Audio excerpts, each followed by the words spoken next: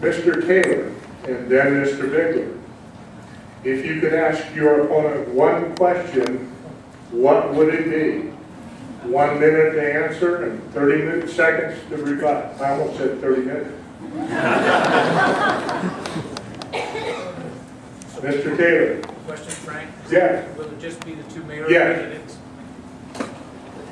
I would ask, Wade, how are you doing this evening? And just say hello. I've got no other question to add into the debate tonight. Thank you. You don't get added points for not saying anything. Mr. Bigler.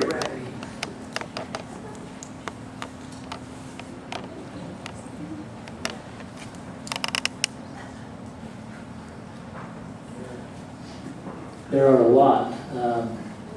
Let me pick one.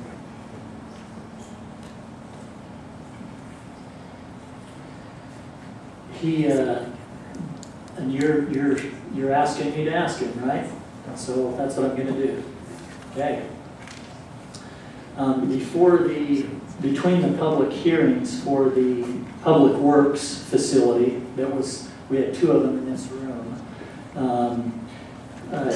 Brent sent an email, didn't include me, but the others, and he said that he was in favor of the lawsuit against two of our residents, and that he disagreed with the residents' right to vote on that issue, and because he thought it was unconstitutional. But the First Amendment says that we have the right to petition the government for redress of grievances. I'd like him to explain why he was for suing residents and against residents' right to petition and vote.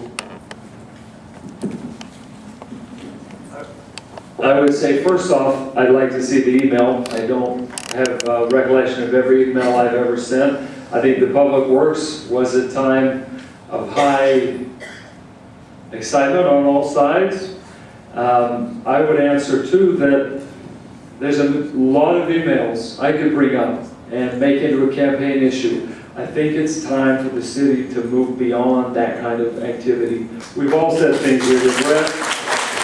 We've all said things that we wish we could take back. There's things in the 4 years I've been on the council, there's plenty of mistakes I've made. There's plenty of things I wish I could take back. I'm a human being. I think we need to move beyond it. I've not brought up any emails. I'm not going to. Let's focus on the positive issues and on the future. Being the mayor, in my mind, is about the future and not fighting over the past. And then, was there a 30-second? You had 1 minute to ask the question. He had 30 seconds to answer. 1 minute to ask the question and 30-second rebuttal. He's got 30 seconds. I have that. Yes. The question was, He chose not to ask a question. He still gets 30. okay, Mr. Bigler, 30 seconds. I agree we need to move on, and we're both running for mayor, and I would like this whole thing to be on our voting record and what we've actually done. It matters if somebody that wants to be the mayor is in disagreement with the voice of the people when the First Amendment says that you can do that, and also in suing residents. The email I've got here, and I've got the statements and so forth, but those are questions that I had. They asked me to ask them by question here, and I think it's important that you know who is for the residents and who weren't.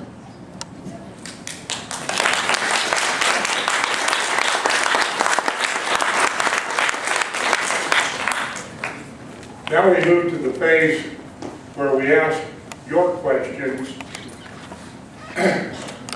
The first one is a consolidation of 3 of you. Mayors have often been retired with grown children, multiple meetings during the day. Mr. Bigler, can you get away from your seminary job? Mr. Taylor, what if you are called to active duty? No, I can't get away from my seminary job. I work Monday through Friday. I finish by about 3:30 in the afternoon, and I've got about as great of a schedule for this as possible. Every business owner I know is busier than an employee like I am. So I've got a set schedule and I've got the time to do so, and I'm happy to serve. Okay, Mr. Taylor.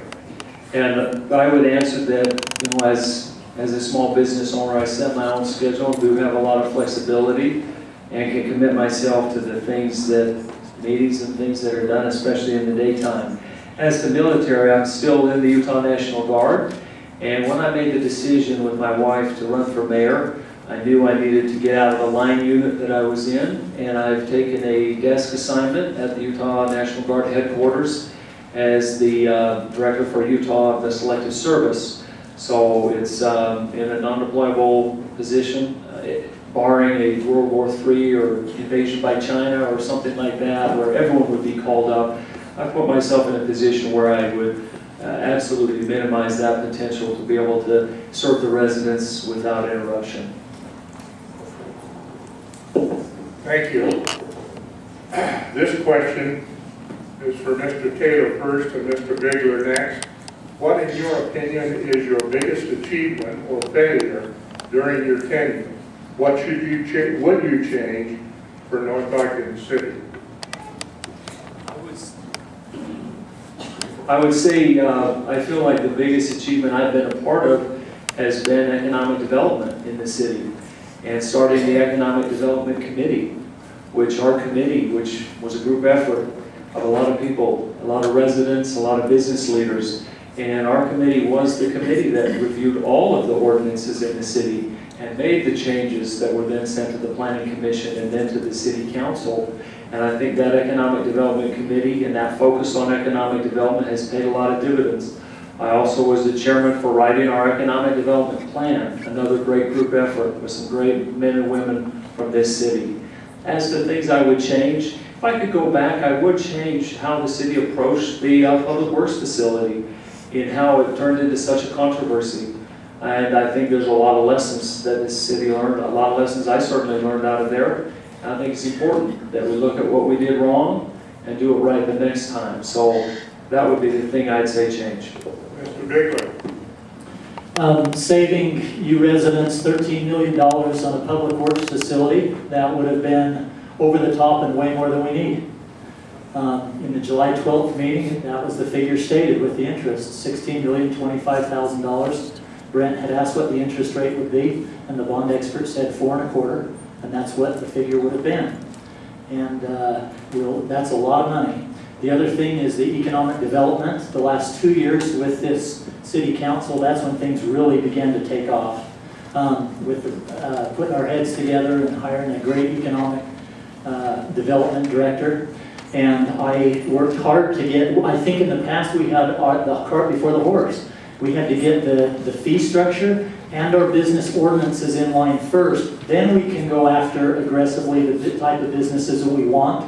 And we've done that and we'll continue to do so. So I'm very pleased with what I've done and the outcome, and I hope that we can continue on doing things in the right way for the right price.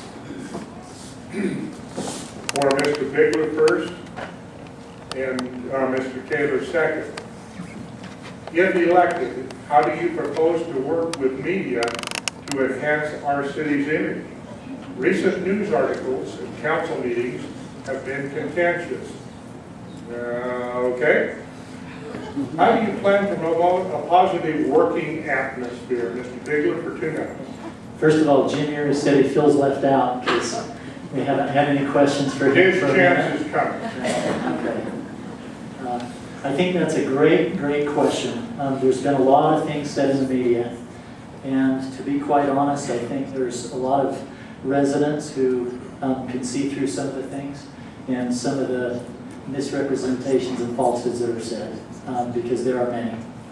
And oftentimes people come to the meetings and they say, were they even in the same meeting we were in with the reporter? Now, working with them, we've got, I don't know if our city manager's here or not, we have a tremendous city manager now, and he is extremely good with the PR and the newspaper stuff. It's important to work hand in hand with them. But it's a two-way street. There needs to be responsibility on our part and on their part to do the job right. Mr. Carey? I think the relationship that the city has with the media is really important because that's the primary area that most people are going to read about the city in, for good or ill. And I think the relationship with the media is what the city and what the city leaders make of it. If you work to make it a positive relationship, it'll be a positive relationship. And that's something that I think is important. Also, I think it's important that we have open communication with the media. The media policy that was passed previously by the city council is an example, the first time I've ever seen a major issue where the Sentinel News on one hand and the Standard Examiner on the other both lambasted the city for passing that policy and editorialized against it. So often you'll see two papers with different views taking issue with one action. I think that's because it set a bad relationship with the city, with the media. And I'm glad that we've made some changes to that, to make that more media friendly. It is important. The media, the government, and the residents are the three big features of our democracy. And we have to have the involvement and relationships between all of those to ensure that there's a watchdog for the government, and that's the media. Sometimes I don't like what they write either. I've been misquoted as well. I think those times you just take it on the chin and move on. And that's because you want to promote a positive relationship. And in any meeting, no one has the same perception. I have a discussion with my wife and we walk away thinking two totally different things from the same conversation. I think it is a lot of times just perception. But we need to give each other the benefit of the doubt that no one has malintent. It's just different perceptions of things that happen. And if you take that attitude, you can keep it positive. So I'd like to promote a good relationship with the media, to see good articles about North Ogden in the news, because there is so much good to celebrate in our city.